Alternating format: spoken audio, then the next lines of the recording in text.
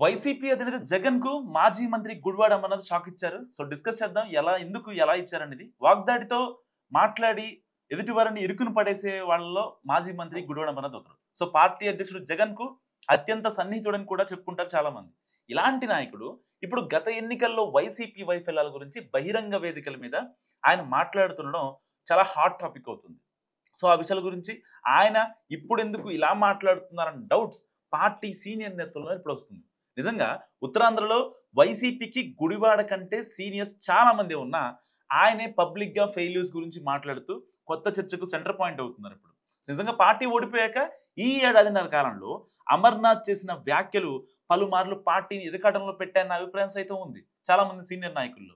జగన్ సైన్యంగా చెప్పుకున్న వాలంటీర్స్ వ్యవస్థ కారణంగానే ప్రజలకు పార్టీకి మధ్య సత్సంబంధాలు లేకుండా పోయాయని గతంలో అన్నారు మాజీ మంత్రి గుడివాడ అమర్నాథ్. సో అధికారం కోల్పోవడానికి ఇది ఓ కారణం అన్న టెంపో నేతలకు నచ్చకపోయినా క్యాడర్కు మాత్రం బాగా కనెక్ట్ అయింది. సరే, జరిగింది ఏదో జరిగిపోయింది. జెండా పట్టిన కార్యకర్తలకు భవిష్యత్తులో అగ్రస్థానం అన్న అభిప్రాయం కలగడం పార్టీలో పాజిటివ్ వాతావరణం క్రియేట్ చేస్తుందనే అభిప్రాయం కూడా ఉంది. నిజంగా అమర్నాథ్ తర్వాత దక్షిణ కోస్తాలో ఒకరిద్దరు సీనియర్ నేతలు ఇదే ధోరణిలో మాట్లాడారు. చెప్పిన విధానం వేరైనా రాయలసీమ లీడర్షిప్ కూడా దాదాపుగా ఇదే ఫీల్ తో స్పందించింది. అసలు ఆ మాటల కారణంగానే ఇవాళ కాకుంటే రేపైనా మనకు గుర్తింపు దక్కుతుందన్న నమ్మకంతో కేడర్ గట్టిగా నిలబడగలుగుతోందన్న వాదన కూడా ఉంది. సో అయితే త్వరలో స్థానిక సంస్థల ఎన్నికలు జరిగే అవకాశం ఉన్నందున అవి ఎప్పుడు జరిగినా కేడర్ తెగించి కొట్లాడటం, వాళ్లలో ఆత్మస్థైర్యాన్ని నింపడానికి అమర్నాథ్ లాంటి నాయకులు ఇచ్చిన స్టేట్మెంట్స్ ఉపయోగపడతాయన్న భావన చాలా మందిలో ఉంది. ఇదిలా జరుగుతుండగానే ఇటీవల మరోసారి ఎన్నికల ఫలితాలపై మాజీ మంత్రి చేసిన విశ్లేషణ ఇప్పుడు చర్చనీయాంశంగా మారింది. వివిధ సామాజిక వర్గాల వారీగా వైసీపీకి పడ్డ ఓట్లు, కూటమి పార్టీలకు లభించిన మద్దతు గురించి ఓపెన్ డిస్కషన్ పెట్టేశారు.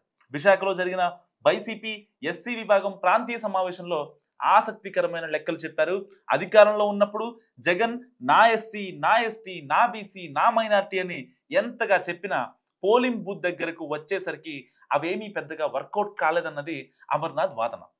బీసీలు 30 నుంచి 35%, కాపులు 20%, రెడ్లు 50% మాత్రమే ఆదరించినట్లు క్యాల్కులేషన్స్ చెప్పారైనా వీళ్ళందరికీ అతీతంగా వైసీపీని ఏకపక్షంగా ఆదరించింది ఎస్సీలు మాత్రమేనని అన్నారాయన. సో 75% ఓటింగ్ తో ఆ సామాజిక వర్గాలు ఓటేసిన అగ్రకులాలు బీసీ సామాజిక వర్గాల నుంచి ఆశించిన స్థాయిలో ఆదరించని కారణంగానే వైసీపీ ఓడిపోయిందన్నారు గుడివాడ అమర్నాథ్.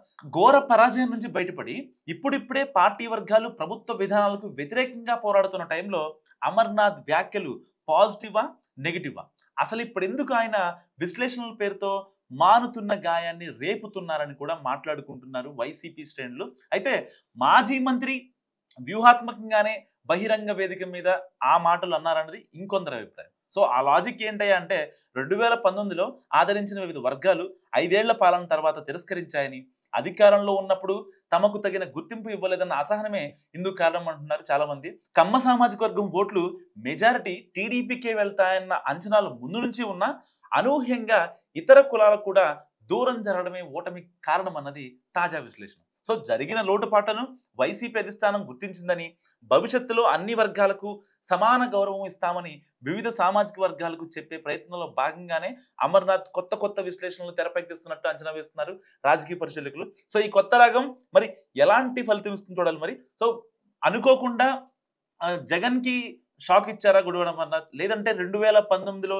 ఈయన చెప్పిన క్యాల్కులేషన్స్ వర్కౌట్ అయ్యాయి కాబట్టి ఇప్పుడు ఏదో లెక్కలు ఇస్తున్నారా? మీరేమనుకుంటున్నారో కామెంట్ రూపంలో చెప్పండి.